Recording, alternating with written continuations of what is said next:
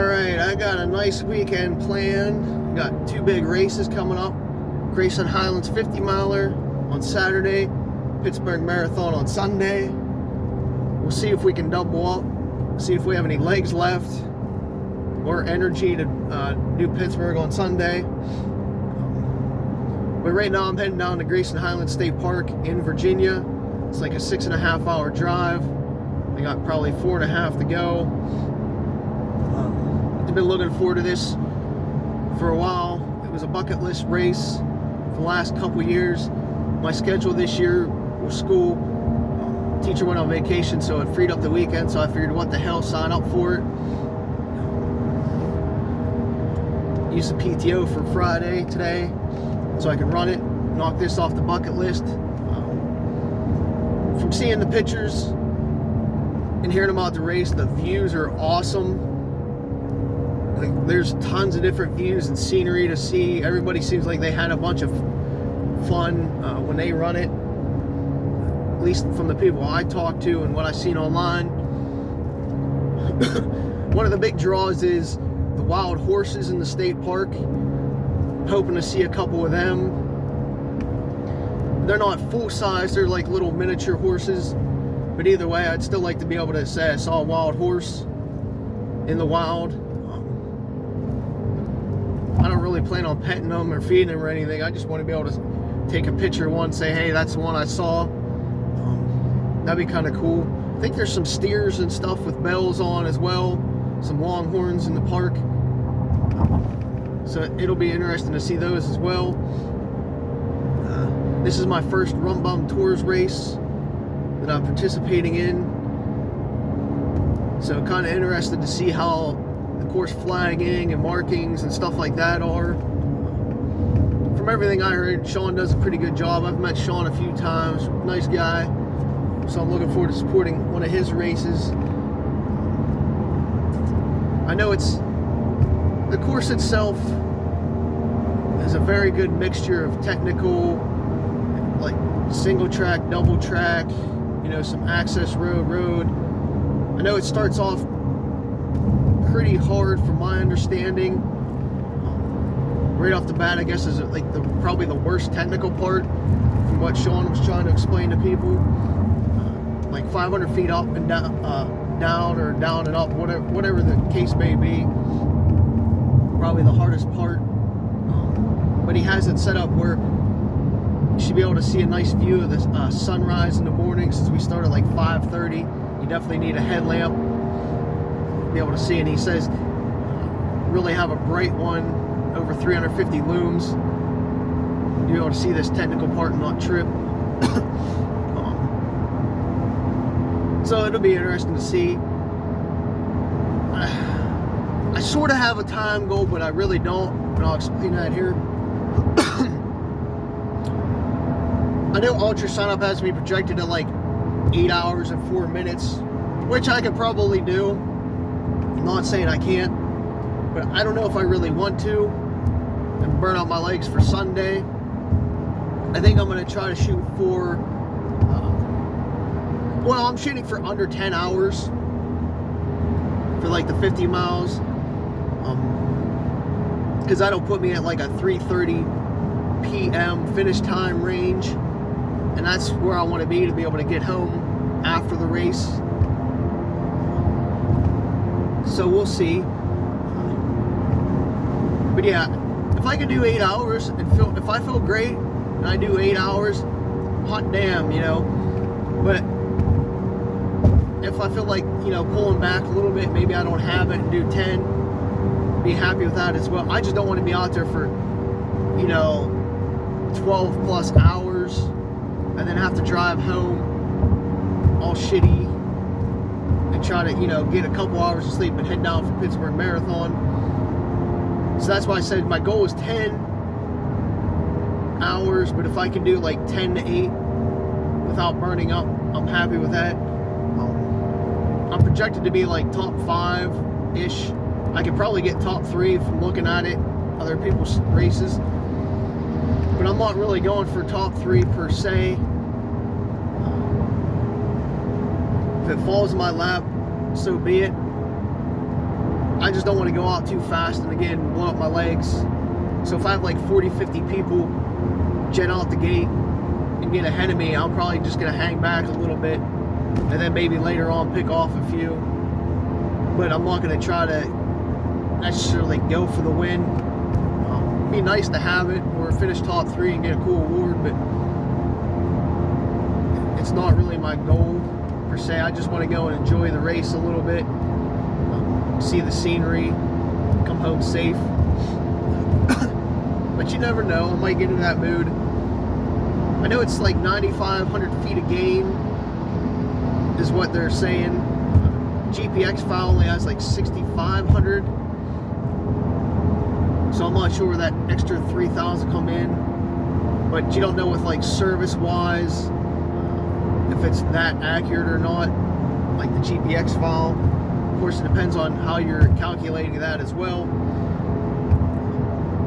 I know there's a couple miles of downhill, which is just going to kill my legs. And that's like the first half of the race. So that's what I'm not looking forward to, because downhill is just blow my legs up a lot more in the quad area, and then they're tired the rest of the race. But the salvation is like the last 5-ish miles is a steady climb, which plays into my wheelhouse. If I have any legs left, I can start picking people off, maybe, if I'm into the actual race mindset. We'll see how that goes. There was a storm front all week, so I don't know how dry the course is going to be. You know, it rained in Pennsylvania all week.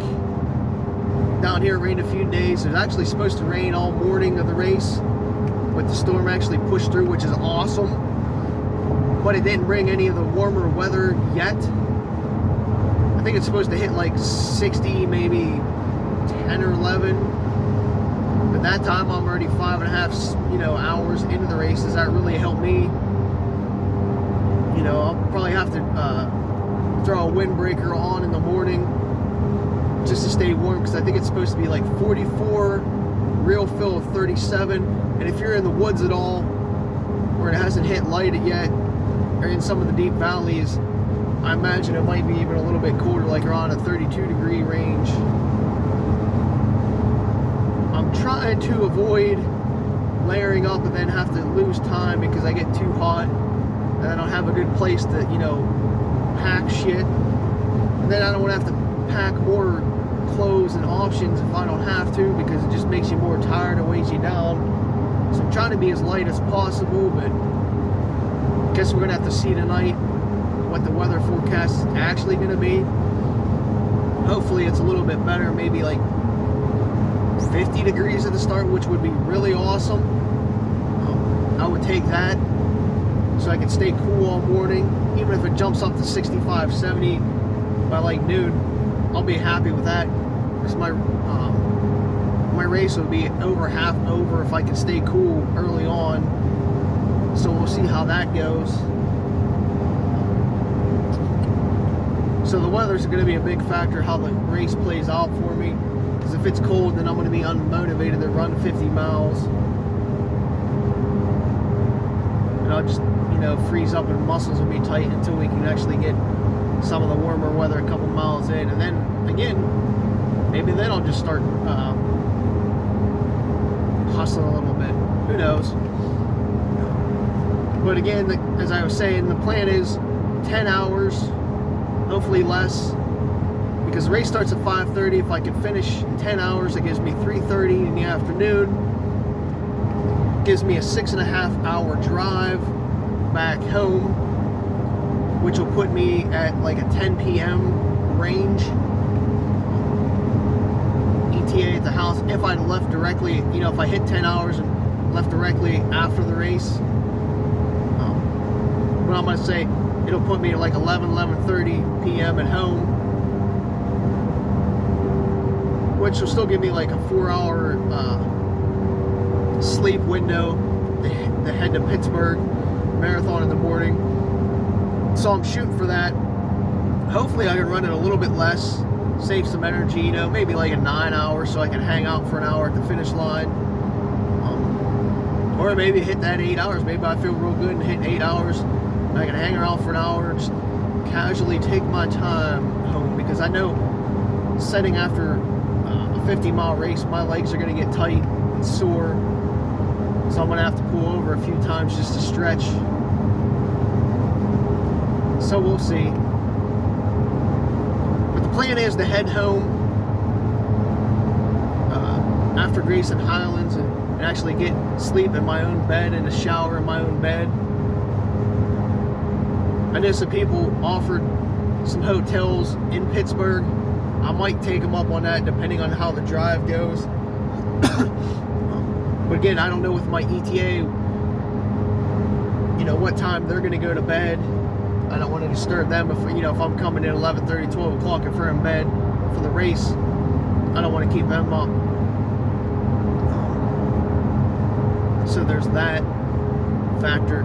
Or I could just, drive towards Pittsburgh and stay in a parking garage or something like that. Just try to, sleep in a garage for a few hours before the race. Because I have to be there, Pittsburgh Marathon, at 6 in the morning to get my bib. I didn't want to get it, obviously I can't get it at the expo. And I didn't want nobody else to get it for me. Just in case, I'm too tired or sore or something happens. I don't want them to rush around in the morning trying to find me and then fall behind in their schedule. So I just figured I'd spend $20 to get will call Sunday morning. So we'll see how that goes. That just means I'm losing another hour or so of sleep to get there early, because the race starts at 7. I think it's 7:30, one of the two. When I have to get there early to find a parking spot, getting in and out of the city might be a little bit tricky Sunday with all the road closures. And I want to be there at 6 o'clock to get my bib, because I don't know. Oh, fucker. That was a nice rock. I don't know how many people are going to get will call, so I don't know if there's going to be a huge ass line. And then I got to drop my drop bag off a couple blocks away, and then I got to head to the start line. So there's going to be a lot of rushing around in the morning.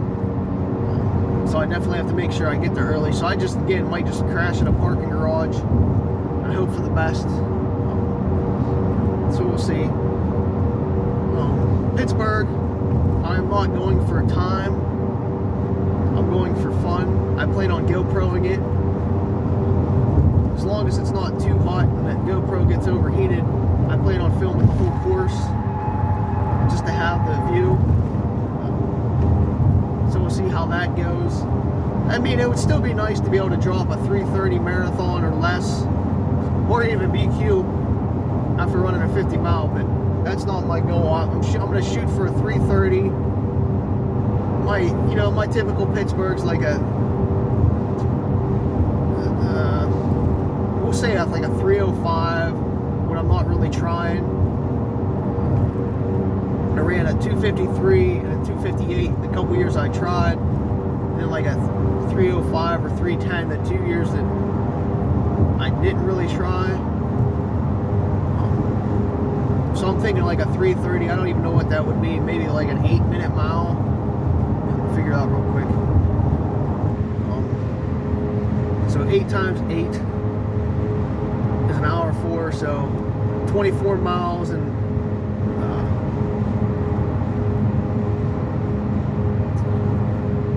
3:12 plus 16. So like, yeah, that would put me about an 8-minute pace for 3:30 marathon, just off the top of my head. So I'd be fine with that.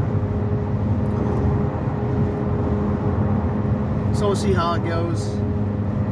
Again, with tired legs and just enjoying it and seeing other people, maybe catch a couple buddies running as well. There's going to be a ton of people running their first marathon, half marathon, and relays that I know. So it'd be nice to bump into some of them, give them some encouragement, seeing people along the course and actually taking in the course itself and enjoying the course and all the people hanging out. So it'd be nice to be able to do that for a change instead of, you know, trying to race it and blow by stuff without really paying attention. So again, we'll see.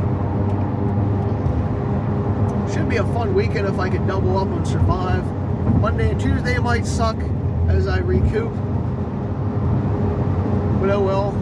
I guess I can always sleep Sunday afternoon and evening and try to get like 10 hours just to re-energize for school on Monday, but I'll get, who knows.